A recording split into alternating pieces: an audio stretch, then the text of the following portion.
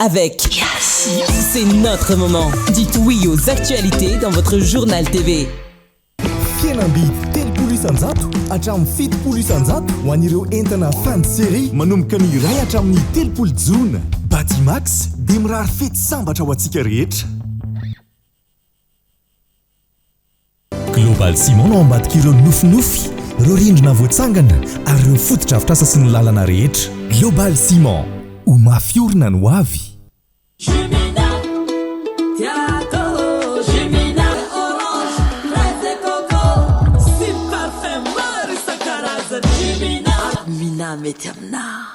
Manolotra ho anao ny vaovao. Partout où vous êtes, étudiez depuis chez vous. Prime vous présente ny vaovao.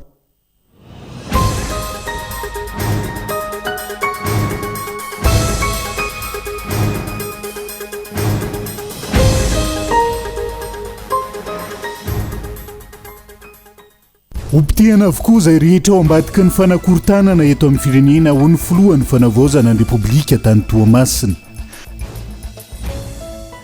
Zaza enina nanaovana filazana hombainy tato no hita androany raha nitatitra avy ampitandron'ny filaminana.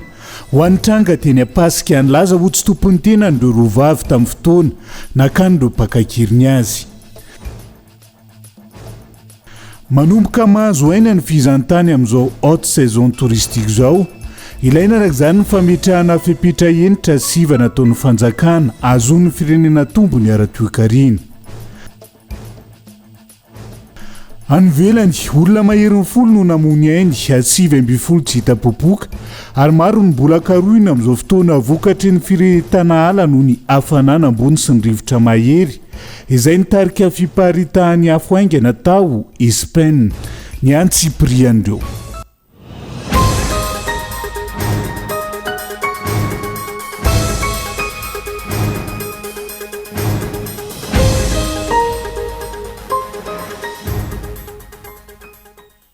Akafaliana trano tonga lasy tonga vava no itsidihany indray ny tokantranonao amin'ity ality tonga sofa atao anatin'ny fotoana ny fampirarambavao manasa anao avy hatrany hanaraka ny antsiprian'izay.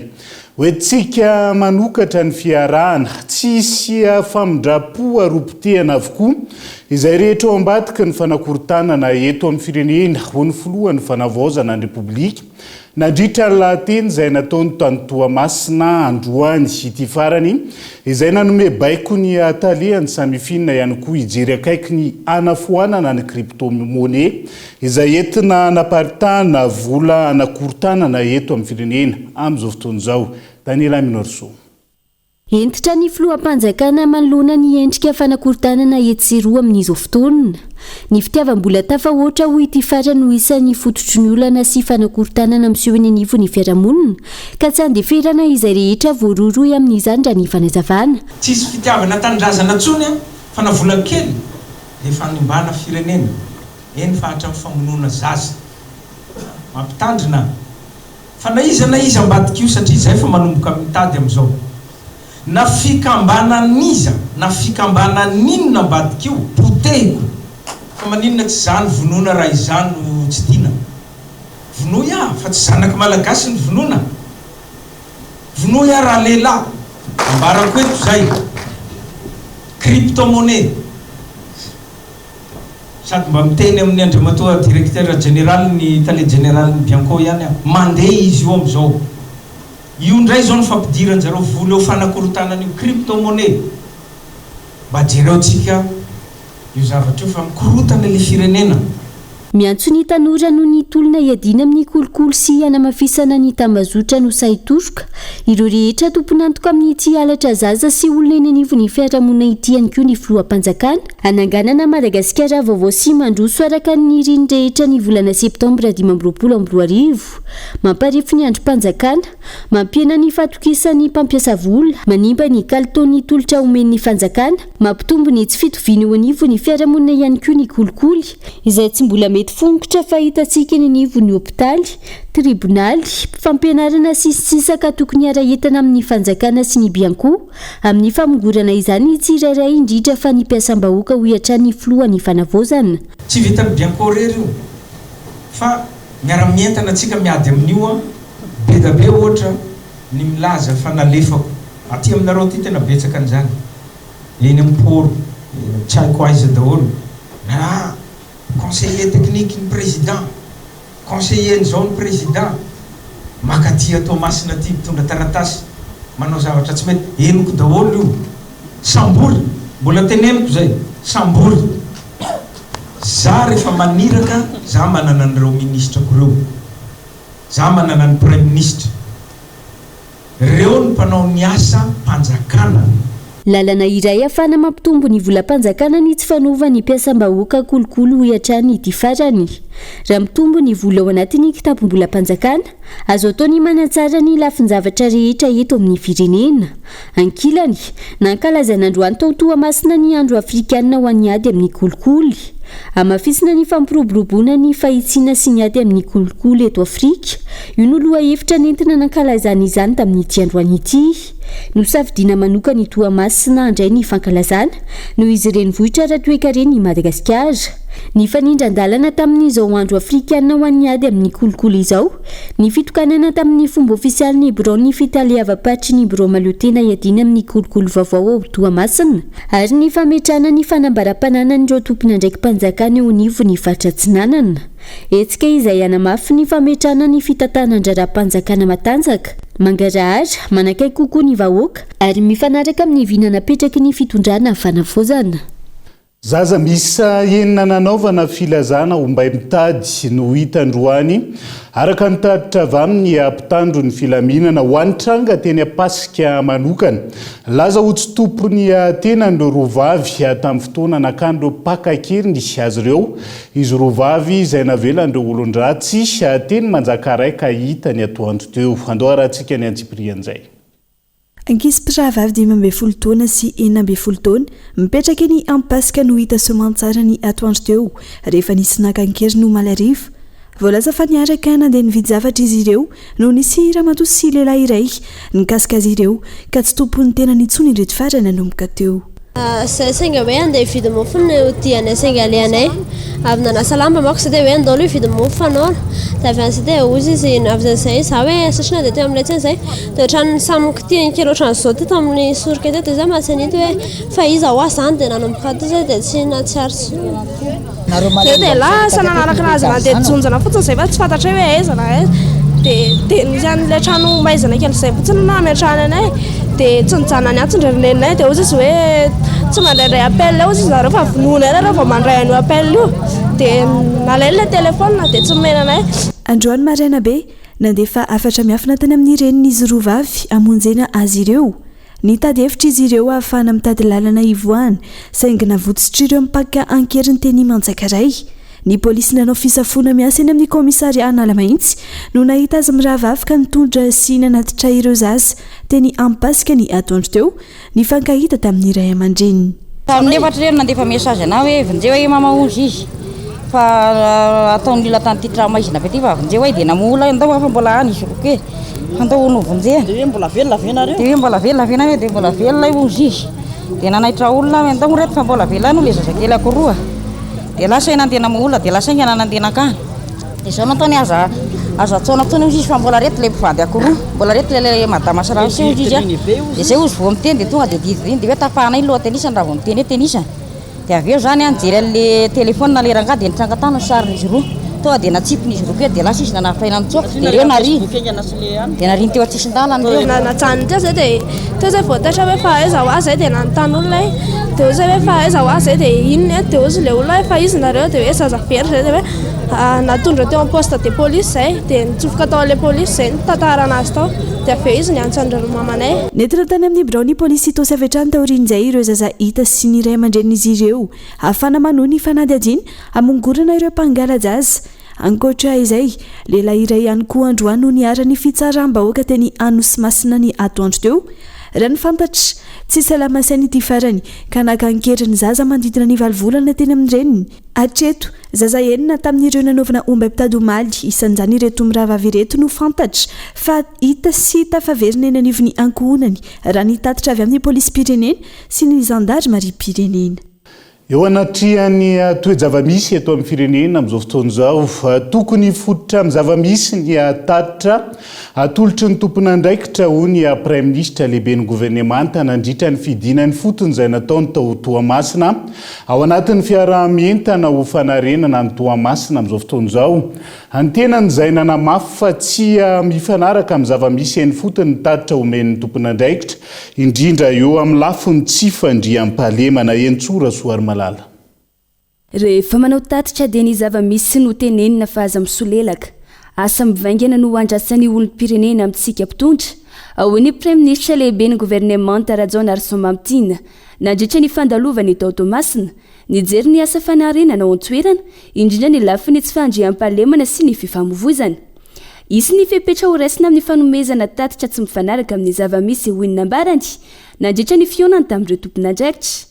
Maro tranga tsy fandriam-pahalemana ao Toamasina miparitaka eny amin'ny tambazotra tserasera kanefa tsy mifanaraka amin'izany ny tatitra voaray.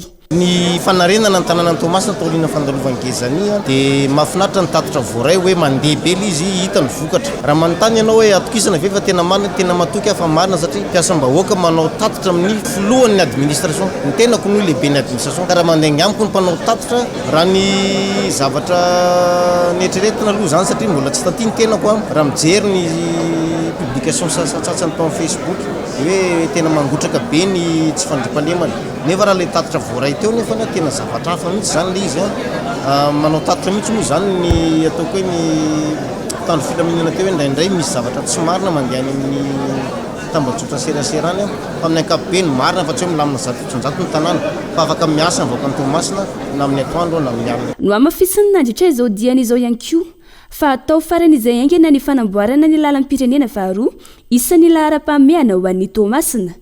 Mila mafisin'ny tompon'andraikitra ihany koa ny fanaraha-maso ny lanjany entana entiny ireny fiara vaventy mpitatitra entana ireny isorohana ny fahampitian'ny lalana aingana izay mitarika fa tsy antoka. Io ny tena amoahana ny vokatra avy aty ampidirana ny zavatra azo avy any ivelany sy amoahantsika ny vokatra malagasy andeha ho any ivelany dia izay nandehanako tamin'iny lalana iny omaly dia na ny afainganana io satria taoko mbola lavalava ihany tsy vitao tsy maintsy vitaitsika aingana io ahafahantsika manodina ny toe-karena Toamasina indrindra satria mila mamorona asa be dia be tao Toamasina zany mba hampihenan'io tsy fandriam-pahalemana eto io. Ankoatra izay tsy tokony sintsony ny délestage ao Toamasina manomboka amin'ny alatsinainy ho avy izao efa mihoatra ny filanan-kehitriny ny famokarana angofo raha ny fanamafisana hatrany. Ny asa hita maso sy ny vokatra mivaingana no andrasan'ny vahoaka amin'ny fitondram-panjakana ka tsy maintsy arahina akaiky ny fanatanterahina ireo toromarika navoaka nandritra izao fidinana ifotony izao. Ankoatra ny fandraisan'andraikitra ilaina ny fanehoana ny firaisan-kina ny malagasy amin'ny fotoan-tsarotra diavan'ny firenena toy izao ahafahana mandresy miaraka ireo tambazotra mpanan-kirotana sy manao alatr'olona hoy ny teo anivon'ny ministeran'ny mponina sy ny firaisan-kina androany. Isan'ny vahaolana ny fananganana andromasom-pokon'olona miara-miasa amin'ireo mpitandro ny filaminana hanafainganana ny fanomezam-baovao ao anatin'izay honina saina.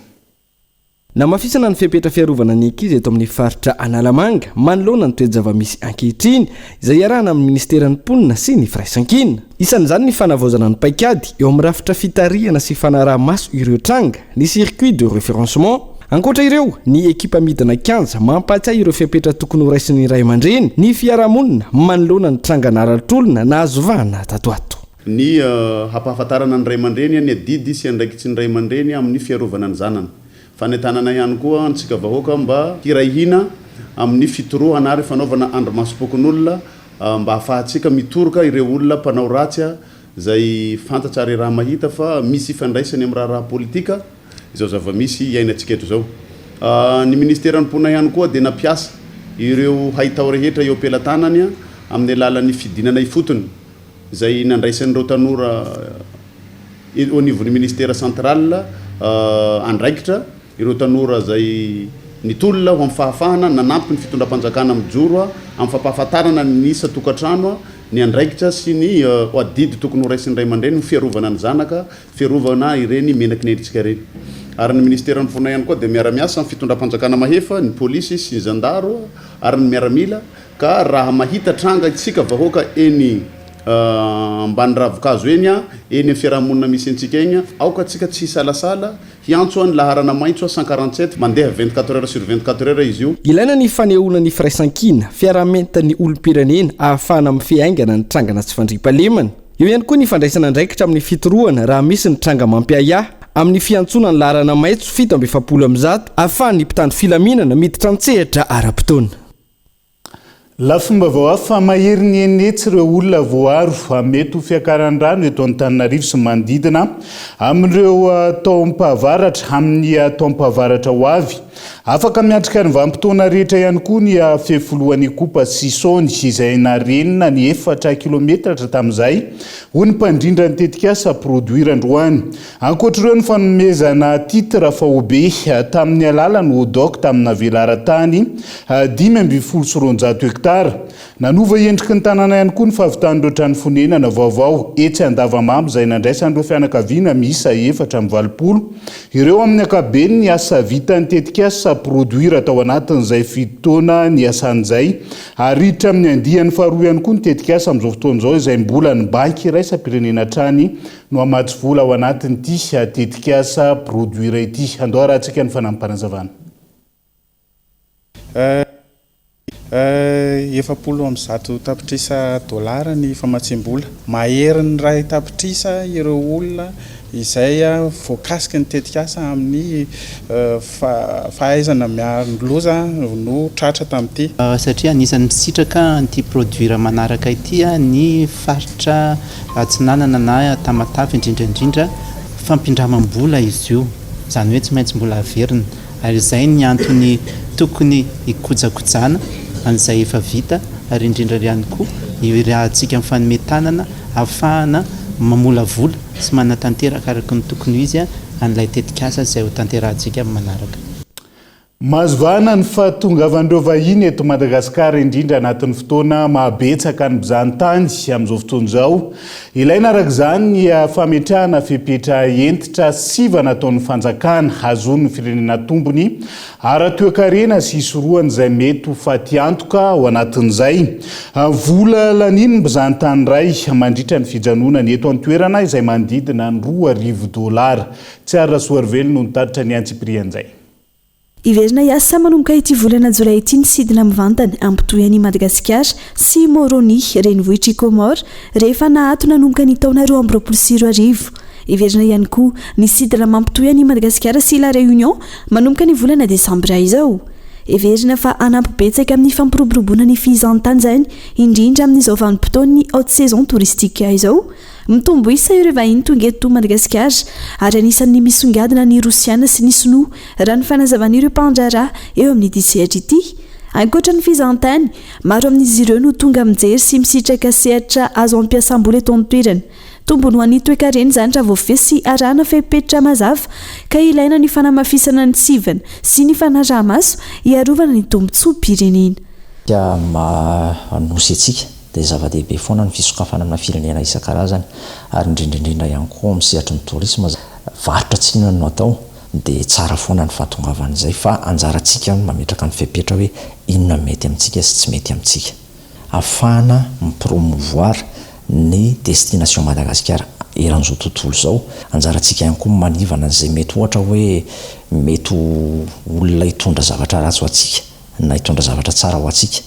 Communication mila matanjaka be tsika, mila manao investissement goavana be tsika, ny infrastructure, ny lalana, ny famelana ny olona na piasa vola na avy any ivelany na avy eto toerana indrindraindrindra ao anatin'ny infrastructure ihany ngamba ny resaka électronisation na hoe informatisation, ny resaka billet d'avion sy ny karazany, indrindraindrindra ny transport aérien tompoko.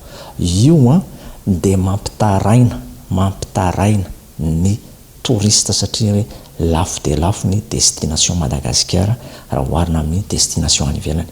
Mbola lavitra araka izany ny anatratrarana ny vina napetraky ny fitondrana izay azo mahery ny iray tapitrisa mpizahan-tany amin'ny taona 2024 raha ireo sakana maro lafy. Mila afainganina araka izany ny famahana ireo olana mampitsoka ity sehatra ity. Isa amin'izany tsy tokony hanaovana azo sehatra fanampiny fa isan'ny fototry ny fampiodinana ny toe-karen'ny firenena ho hiatrany ny mpisehatra. ny taona 2024 no nahazo mpizahatany maro i Madagasikara izay nahatratra mahery ny fitoalina sy 3 hetsisa tsy tavaverina intsony zany isa farany ambony zany hatramin'ny androany. Mila jereny tompona ndraiky mpanjakana akaiky ny sakana azona manarina sy mitondra vahaolana maika amin'izany. Tsy ny politika irery no mila ifantohany amin'ny fanarenana ny firenena fa tokony atao vaindondra raha ihany koa ireo sehatra mampiodina ny toe-karen'ny firenena ka isan'izany ny sehatry ny fizahantany. Tonga atao anatin'ny fotoana andoka vetivetsika aza misaraka aminay ary.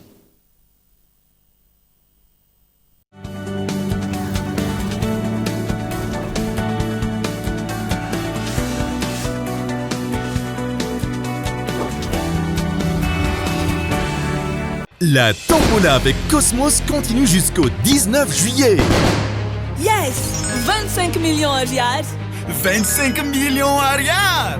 Wow! 25 millions ariary. Yeah! 66 ans, 66 gagnants, 66 millions d'ariary à gagner. Pour tout achat chez Cosmos, participez au tombola spécial indépendance. Premier lot, un chèque de 25 millions d'ariary et 65 autres lots en bon d'achat d'une valeur totale de plus de 41 millions d'ariary. En plus, profitez des remises sur certains produits et c'est uniquement chez Cosmos. Et si cette fois-ci, c'est vous le gagnant, attention, stock limité. Cosmos, votre partenaire de confiance. Vivez la Coupe du Monde avec une définition d'image incroyable avec la télé TCL. En plus, du 11 juin au 19 juillet, pour tout achat d'une télé TCL, uniquement dans tous les magasins Cosmos, participez à la tombola TCL World Cup avec 4 télé TCL à gagner. Uniquement dans tous les magasins Cosmos. Avec TCL, chaque moment du World Cup devient spectaculaire. Cosmos, votre partenaire de confiance. Vibrez au cœur de la Coupe du Monde avec les télé iSense, sponsor officiel de la Coupe du Monde 2026. Du 11 juin au 19 juillet, prix spécial Coupe du Monde, uniquement dans tous les magasins Cosmos, sur une gamme de modèles avec des remises allant jusqu'à 17%. iSense, innover pour une vie meilleure. Cosmos, votre partenaire de confiance. Tsy mangatsika akory le jus simba ndray ty mila vidy frigo vaovao ahoana natao fa mbola tsy ampy vola mikashiko amin'izao tsy olana izany pas de cash pas de souci nividiana entana anio aloha tsikelikely hatramin'ny 3 volana miaraka amin'ny facilité de paiement mirindra ao amin'ny Cosmos ireny ihany ny vahany olany ramatoa miaraka amin'ny facilité de paiement mirindra ary ianao ihany koa pas de cash pas de souci miaraka amin'ny facilité de paiement mirindra eny amin'ny magasin Cosmos manerany Madagascar. Azadine miaraka amin'ny facilité de paiement mirindra tsy olana nitsy fananam-bola eno eo mividiana entana anio ary aloha tsikelikely mandritra ny 3 volana miaraka amin'ny mirindra tanteraka ny fikasanao. UPRIM, Université privée de Madagascar. La formation à distance de l'UPRIM, pratique, fiable, efficace. Étudiez à votre rythme, où que vous soyez et quand vous voulez. Vous êtes en quête d'une promotion professionnelle? Vous êtes fonctionnaire visant un reclassement? Vous pouvez travailler et étudier en même temps pour viser votre diplôme à travers le téléenseignement de l'UPRIM. Licence et Master 2. Habilité par l'État jusqu'à la 5e année et reconnu par la fonction publique jusqu'à catégorie 8. Encadrement innovant via une plateforme numérique permettant un regroupement en ligne avec interaction, droit, communication, gestion et management, commerce et marketing. Alors, partout où vous êtes, étudiez depuis chez vous. Rejoignez la formation à distance de l'UPRIM. Inscrivez-vous à l'UPRIM la plus proche de chez vous. L'inscription peut se faire également à distance. Contact 020 85 215 03 034 11 215 08. Investissez dans une valeur sûre. Choisissez UPRIM.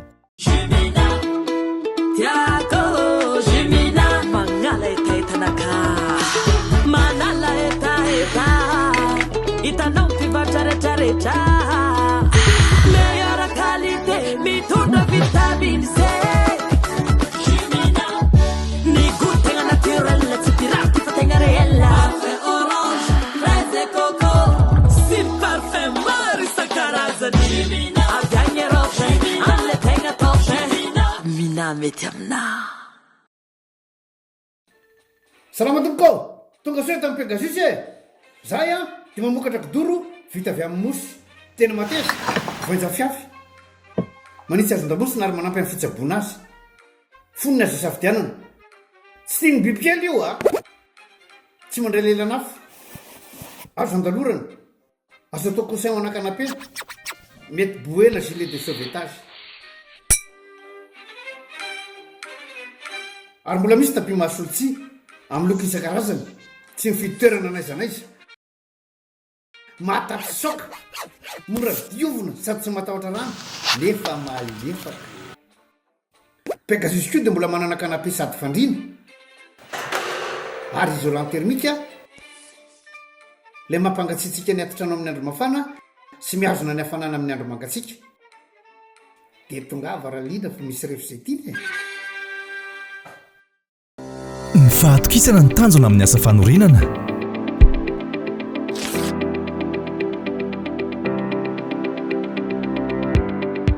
dimy folo taona izay no nisehatra tamin'ny asa fanorenana ny atao hoe kalitao amiko a dia izay mahafiorina sy maharitra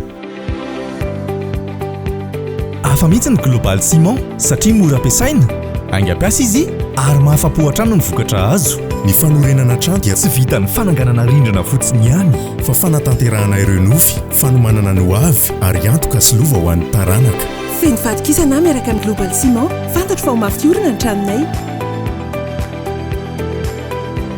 ho an'ny fotodrafitra asa rehetra ataonay dia global ciment ihany no atokisanay mety amin'ny asa rehetra tsy miova ny kalitaony mahomby hatrany tena manaraka ny fenitra takiana global ciment no ambadika ireo nofinofy ireo rindrina voatsangana ary ireo fotodrafitra asa sy ny lalana rehetra global ciment ho mafiorina ny hoavy. T'es pas prêt?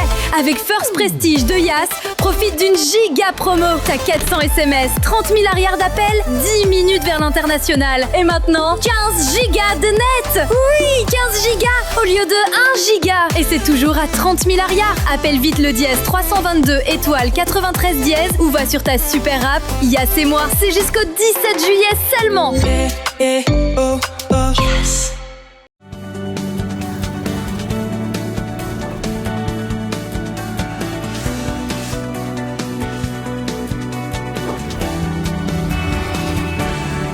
Anoizatsika ny tapany faharoa amin'ny fampalalam-bavao amin'ity ala ity nanatanteraka hetsika fanairana no nitsombola nandraisana azy ireo mpiasam-panjakana ny ECD avy eo amin'ny CSU Tanambao sy mitsinjo be tanimena anontoliarany maraina teo nanohana ny hetsika ny teo anivony SSM na Solidarité Syndicale de Madagascar taorian'izay nisy ny fionana teo amin'ireo ECD sy ny SSM ary ny tale général ministère ny fahasalamam-bahoaka niaraka tamin'ny taleparitra tany an-toerana andoarantsika ny antsiprian'izay.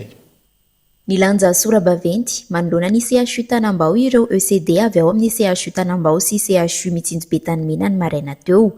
Nanao hetsika fanairana ny fitondram-panjakana manoloana ny mbola tsy fandraisana azy ireo mpiasam-panjakana sy ny tsy fivoahany karaman'izy ireo ara-dalàna. Nandritra izany dia tonga teny an-toerana ihany koa ny SSM na Solidarité Syndicale de Madagascar ato amin'ny faritany Toliara nanohana ny hetsika. Zahay me zany dia manao hetsika androany. Zahay ECD amin'ny faritra Simondrefana zay fa ela nizaly tanoandroany zahay zany satria fa nisy degré fanamboarana dossier tamin'ny 30 mars zay nampanaoviny SG-ny amin'ny ministère anay dia fa nandeha ny dossier tonga le poste budgétaire zahay sagnatiny le fagnamboarana an'le zavatra koa izany indrindra gnanaovanay zao fitakiana ampilaminana androany zao homba ho fanerana asika fitondram-panjakana indrindrandrindra président ny fanavozana zahay ato dia fa misy ny fahoretraité ECD mba tokony ho jerena manokana zay zavatra zay. Eto mbo zahay ao amin'ny SSM province Toliara dia miara manohana an'ity hetsika fanairana ataon'ny namana ECD tena mijaly reo amin'indrindra tsy fahazahoana karama mitsy tapitapiky mamelombady mananaka reo. Eto moa zany dia miisa 230 ny ECD ato amin'ny CSI Antanambao ary miisa 9 ny ECD eny amin'ny CHU mitsinjo betanimena. Manoloana izany dia nampiantso ireto mpitokana ny solitena ny ministera ny fahasalamam-bahoaka ka nisy ny fihaonana teo amin'izy ireo ny maraina teo ihany.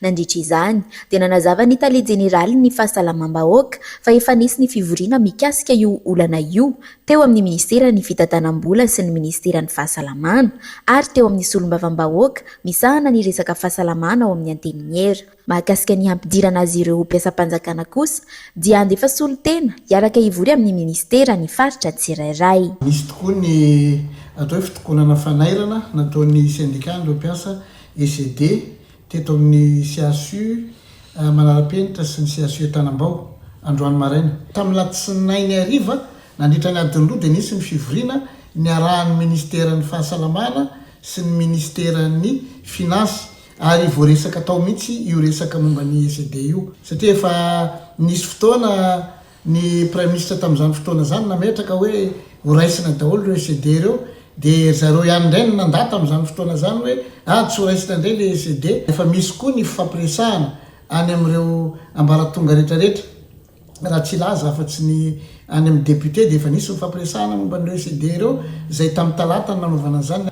Fa ny resaka recrutement kosa dia mijery akaiky ny ministera ametraka solitena zany zareo anaraka an'izay fampiresahana zay satria tsy voavaha eto zay olana zay fa mbola misy atanatohatra tsy maintsy atao. Raha ny fanazavana trano dia hatramin'izao mbola tsy tonga ao amin'ireo CHU ireo ny subvention ary irariana ny hahatongavan'izany haingana. Araka izany dia andrasana ny hotohiny ny fifampiresahana. Izao hetsika fanairana nataon'ny ECD izao izay tsy tety tontolo ara ihany no nisy fa manerana ny Madagasikara raha ny fanazavana hatrany. Ijanona any amin'ny tapany atsimo no zatrany sika fa sehatra ny fananantany miantso ny mpitondra fanjakana ao anatin'ny fotoana fony olany fananantany ao atoerana amponina ao Mangily Toliara amin'izao fotoana izao. Angatahana ihany koa ny hijerena akaiky ny fomba fiasan'ny fitsarana sy ny sampandrara ny fananantany ao antoerana Gaeton Andriatsilavo. Saika ho manerana ny nosy mbola maro ny fitarainana voaray ary mampanontany tena ny mponina ny fomba fiasan'ny fitsarana sy ny sampandrarahan'ny fananantany amin'izao fotoany ny fanavaozan'izao fibodoana tany. Fanesorana ny mponina efa nanajary amin'ny taonany maro, famoahana titra samihafa amina tany mitovy, famoahana kadasitra samihafa, fanafoanana titra, fanongotana borina sy ny sisa. Miteraka olana eny anivon'ny fiarahamonina izy ireny ary hena iafara amin'ny fifandonana raha tsy misy fepetra raisina sy famahana ny olana. Isan'izany ohatra ny ao Mangily Toliara. Misy ve hoy izy ireo ny fiovana fomba fiasa sy ny fomba fanao sa ny teo aloha ihany no miverina? Nandeha ny tribunal voalohany tamin'ny première instance nandresy zay satria zay premier titre. Rehefa aveo tsy navelandreo misy anjahay. Eo ny tena mampametra-panontaniana anay ino moa zany ny torieny anay ato izy ary ambadika ary tsy misy tsisy fifanitsahana mihitsy. Fanontaniana mipetraka eo dia angamba zahay tsy mahavoavaly anazy matoy izy mitory anay aty dia zay angamba tsy fantatra anay mety nampiasa plan hafa izy dia ny fahenoana anazy tafiditra ao agnatin'ny plan ny V22 lasa nitombo tampoka zany V22 rehefa nahavita plan zahay fa ny plan original aty aminay dia samy tompony namoaka an'io fa tsy fantanay moa zany zay plan agny aminazy zany fa ny anay dia le plan natao tamin'izay 2016-2018 zay. Zahay tsy tehiteny hoe taizany nisy kolokolo fa nefa mampametra-panontaniana zany fa ahoana moa ny olo ary ambadika anay reny mitory anay dia mianule ny ano anay ato. Manao antoavo amin'ny ministera tompon'andraikitra sy ny mpitondra fanjakana ny mponina ao Mangily Toliara hijery akaiky ny tena zava-misy marina, ny tany izay mifandray sy mifamatotra akaiky amin'ny fiainana andavanandro, ny kolotsaina sy ny fomban-drazana ary ny fivavahan-drazana. Ilaina ary zava-dehibe ny fampianarana ny ankizy ahafantatra ny tenany sy ahay hifeny fihetseham-pony any an-tsekoly. Naomby ary nahazoana vokatra tsara ny tetikasa napetraka ahafahana miroso amin'izay Gaeton Andriatsilavo hatrany. Mivohitra sy mifototra amin'ny fampianarana ny ankizy ahay miteny frantsay, ahay teny malagasy, ahay kady sy ny sisa amin'ny ankapobeny ny fampianarana sy ny fanabeazana eny anivon'ny sekoly. Mampianatra ny ankizy ahay sy anana finoana ny anivon'ny fiangonana tsirairay avy.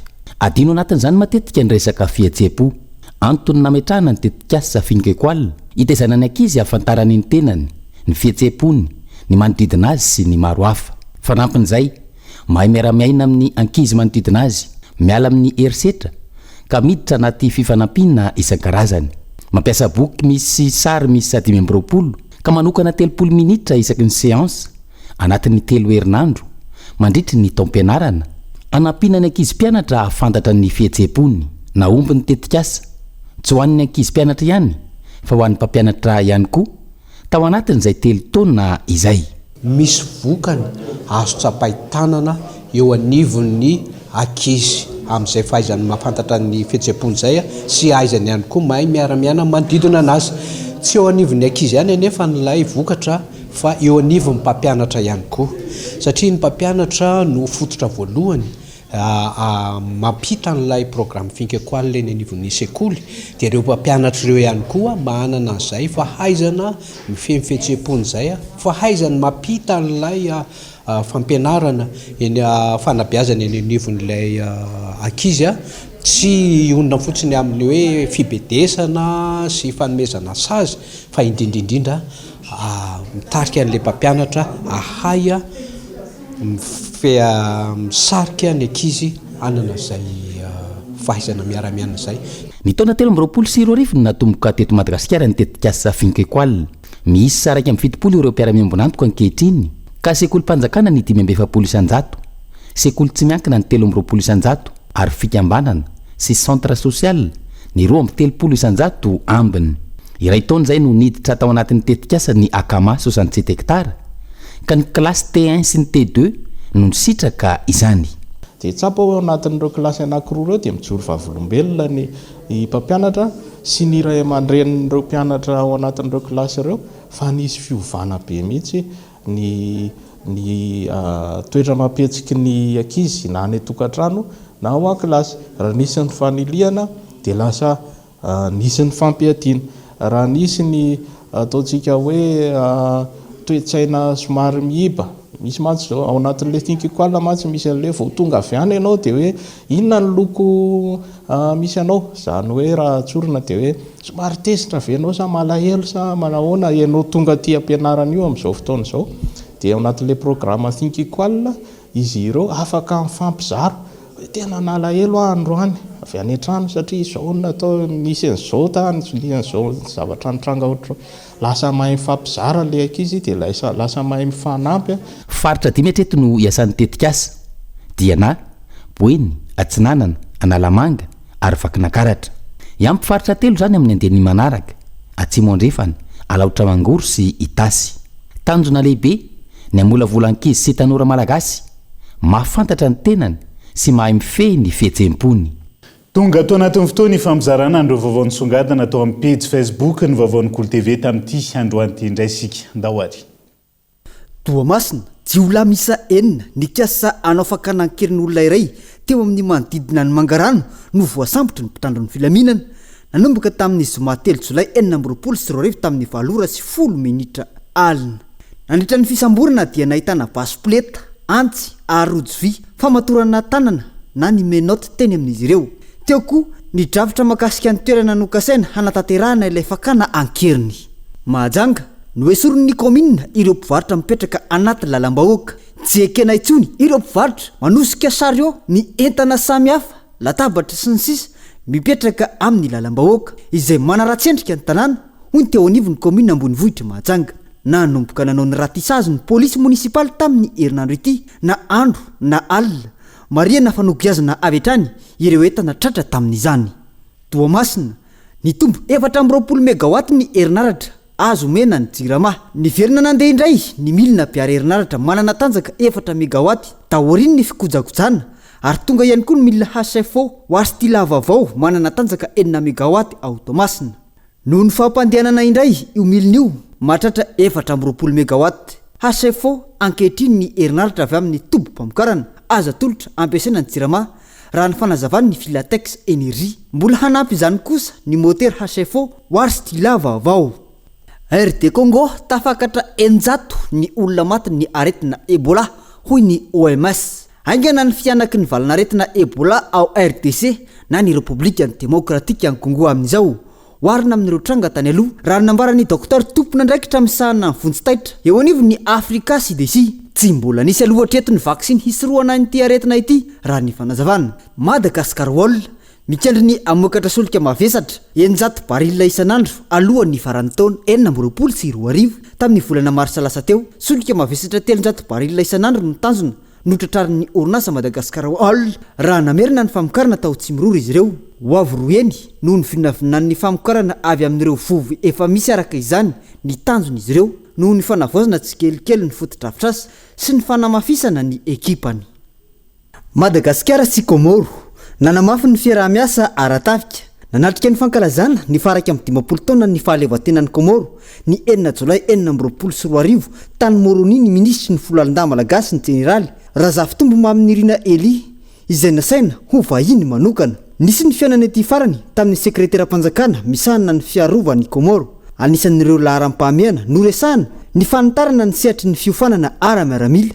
akoatra ny fanofanana ireo manamboninahitra izay efa tanterana ao amin'ny akademia miaramila na Tsirabe na ny akmil naneo ny faniriany ihany koa ny tafika komorianina mba anitatra izany ho an'ireo manamboninahitra lefitra sy ny miaramila andaharana ny laharana 038 18 851 43 no laharan-taribia ao anivon'ny ministeran'ny mponina sy ny firaisankina anaovana fitarainana raha mahita tranga mampiahiahy izay nangatahana fanapariahana ndray mbava momba ny maresaka iraisam-pirenena olona maherin'ny folo no namony ainy ary 7 tsy hita popoka ka mbola karohina amin'izao fotoan'izao vokatry ny firehetana ala noho ny hafanana ambony sy ny rivotra mahery izay nitarika fiparitahan'ny afo aingana atao Espagne amin'ny famononany afo sy ny fikarohana izay mbola nitohy hatramin'ny androany dia zay ihany koa no entsika manakatondray ny fiarahana amin'ity ality anaiza misy anao ankasitrahany ianao nanaraka ny fampahalalam-baovao hatramin'ny farany azadimy rehefa zoma toy izao ny fotoana ny fandarana ankitsi-po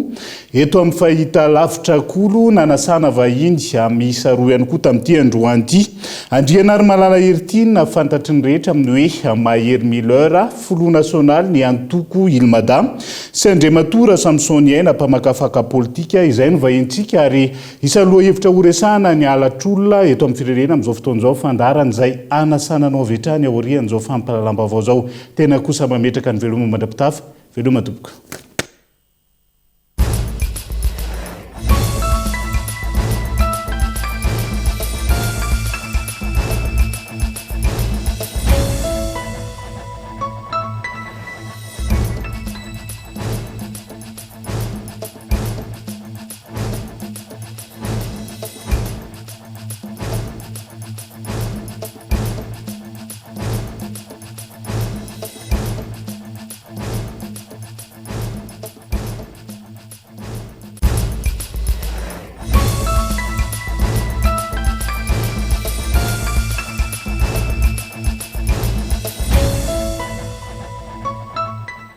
fienambidy 3 isan-jato hatramin'ny 7 isan-jato ho an'ireo entana fin de série manomboka ny iray hatramin'ny 3 jona Batimax dia mirary fety sambatra ho antsika rehetra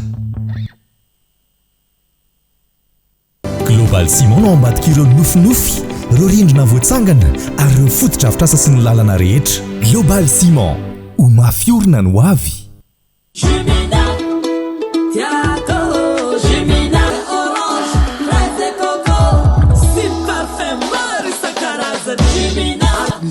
mety amina nanolotra ho anao teo ny vaovao avec c'est notre moment. Dites oui aux actualités dans votre journal TV.